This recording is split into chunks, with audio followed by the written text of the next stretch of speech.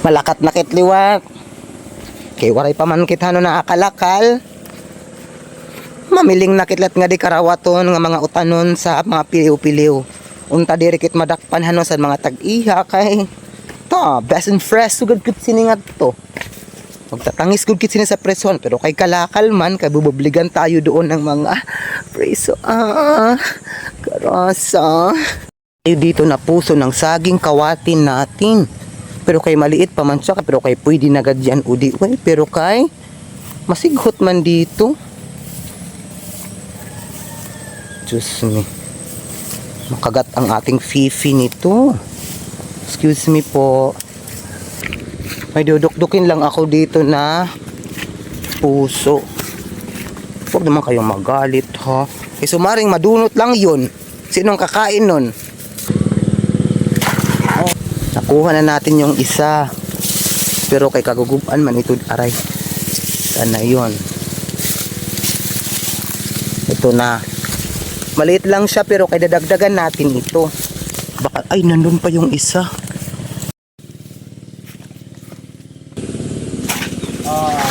Perfect. Pangalawa, kailangan tanggalin natin yung mga buko-buko ng puso na yan para hindi tayo mabigatan sa pagdala sa bahay. Tapos ilagay natin sa surublan natin. Kabigat-bigat lang kasi kung pati yung upak ng puso na yan ay dadalhin natin na hindi naman siya pwedeng maluto doon. Kaya tinanggalan na natin gamit ang ating sundang na pinakamatarom. Mas maganda nga sana kung kasing laki na lang ng hintuturo natin yung ibibilin natin sa puso na yan para wala na tayong mautan. Hoy!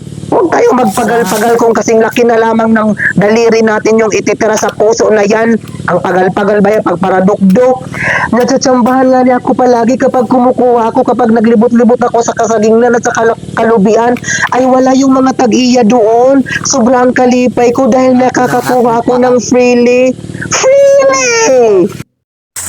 Dito naman tayo sa Juan Kasighutan. Excuse me po, dadaan lang po ako. Mangangawat lang po ako doon ng langka o maghahanap pa lang, hindi pa ako mangangawat.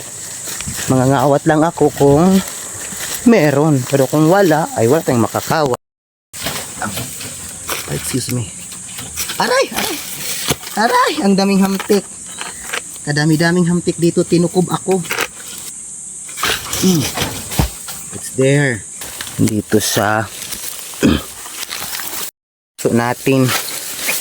Hindi tayo tinutugutan sa pagkawat dito ng pusong ito kay marami man siyang hamtik. Ay! Ay! Kalamod. Masasamad pa tayo nito.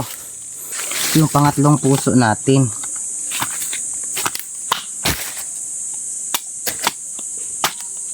Tanggalan natin ang mga upak na matigas. Opak! Ang daming amurigas. Tinutukob ako. Ito yung pang-apat natin na nakuhang lams na puso. Itatabo ko man ito. Pamatian nyo lang. Parang hindi pa naman matagal-tagal pa man siya magkuhan, mahinog. Kunin na lang natin.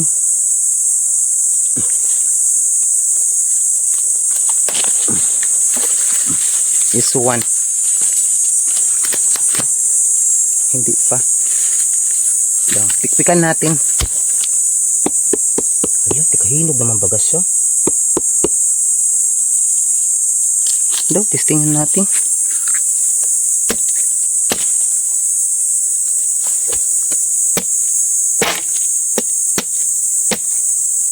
Ay, hindi pa man. Kuwan pa siya. Pwede pa siyang kainin. Karami naman tayo ng kinuha. Magsiuwi na lang tayo at kukuha na naman tayo ng pantumok nito na lubi. Magsasaka naman tayo nito. Wala pa namang kuan lubi na matigas, yung brown na ba yung kulay, pero maghangad-hangad tayo baka meron na siya. Layo-layo man ito. Kahirap ng ating kalagayan. Kailangan kasi natin magdara ng dukdukan para hindi tayo mahirapan sa pagkuha ng mga puso ng mga bugoy. Arasa sa mga bugoy. Kahirap. Sana mayroong lubi dito na matigas. Kasing tigas ng mga bisexual. Hoy! Ay! Patay. Dalawa lang naman ating kukunin. Magagalit ba yung may-ari? O magkuha ako ng dalawa? Hindi. Kailangan ko talagang sumaka sa lubi na yan kay wala man na puno, wala man nahulog na mga lubi. So kailangan natin sumaka. Hindi gat siguro ako pagalitan ng may-ari kay ako man yung nagsaka. Maliban na lamang kung pinurot ko na yung nahulog. Pero ako nagsaka, nagpagalbay ako sa pagkuha at saka dalawa lang naman. Pinagdadamot. Kahapo baya. Lagyan natin ng kaputan para hindi tayo mahirapan sa pagbitbit. Oh. Kabaraka magsasarat ako yan sa tag-iya. Ako na nga nang nagsaka. Magagalit pa. Hinog-hinog naman ada ini. Kalabangahan mo. Taud-taud na to. Ito marasa na budik ka. Marasa na budik kalabangahan. Pag si Arvin lang nga yung parot lang ka. Kita ko na matamatay ko mga luho. Luho bod. Basta ako na makaparad tayo. Mariyaw ko. Pwede hindi tanggalan ang beso. Kung mabugalat ang liso. Pero di nga ni mabuga. Adoy. Salamat na laliwa. Naginapura na nga niya ako sa time na yan sa pagparot kay baka pag uwi ko sa bahay magalit naman si mama kung baka sabihin niya sa akin ang tagal-tagal mo. Sa pagdating ko nga sa bahay ay binubligan agad namin ni mama yung paghagpat ng langka na yan. Wala pa nga ni kami sa katunga-tungaan sa paghagpat ng langka na yan ay sinabihan ako ni mama na bunta na yung lubi at para kagirin.